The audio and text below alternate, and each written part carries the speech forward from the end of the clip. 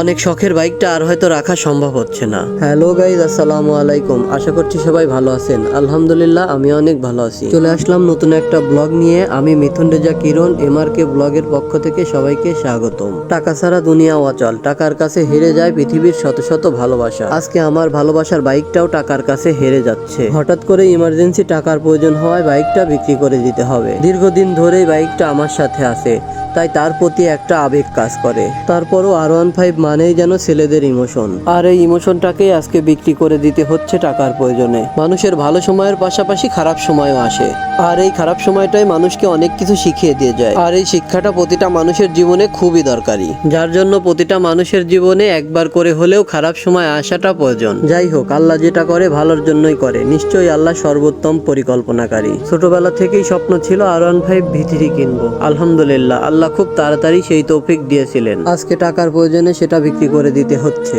আল্লাহ চাইলে কোনো একদিন এর থেকে ভালো কিছু হবে ইনশাল্লাহ। এই বাইকটা প্রায় 2 বছর আমার সাথে রয়েছে। আলহামদুলিল্লাহ, দেখতে এখনো প্রায় নতুনের মতো। আসলে অনেক শখের বাইক তো, তাই খুবই যত্ন করে রাখতাম। জানি না বাইকটা কার কপালে যাবে আর সে কেমনই বা যত্ন করে রাখবে। তাই যে কয়টা দিন আমার কাছে থাকবে আর একটু বেশি যত্ন করে রাখার চেষ্টা করতেছি। কেউ যদি আমার এই বাইকটি কিনতে আগ্রহী হয়ে থাকেন তাহলে ইনবক্সে কমেন্ট করে জানাবেন। বাইক প্রতিটা ছেলেরই একটা স্বপ্ন।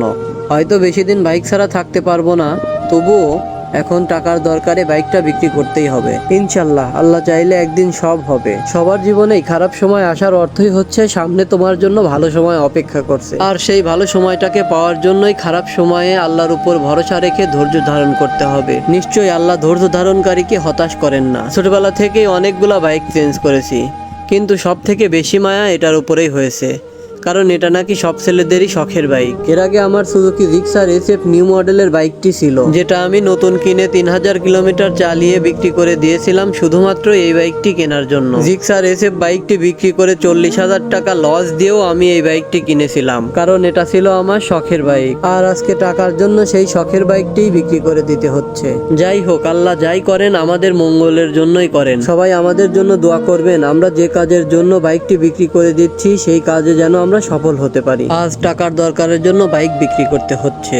হয়তো কিছুদিন পর আবার টাকা হবে, তখন আবার বাইক কিনতে পারবো, কিন্তু এই বাইকের সাথে কাটানো স্মৃতিগুলা ভুলতে পারবো না। প্রায় দীর্ঘ 2 বছর পথ চলার সাথী ছিল, কখনো কোথাও ঝামেলা পোহাতে হয়নি। আর কিছুদিনের মধ্যেই হয়তো এগুলা সবই স্মৃতি হয়ে যাবে। আসলে বাইক শুধুমাত্র একটা মেশিন নয়, এটা প্রতিটা ছেলের ইমোশন। যাই হোক, সবাই ভালো থাকবেন আর আমাদের জন্য দোয়া করবেন। আল্লাহ যেন আমাদের মনের আশা পূরণ করেন। আমিন।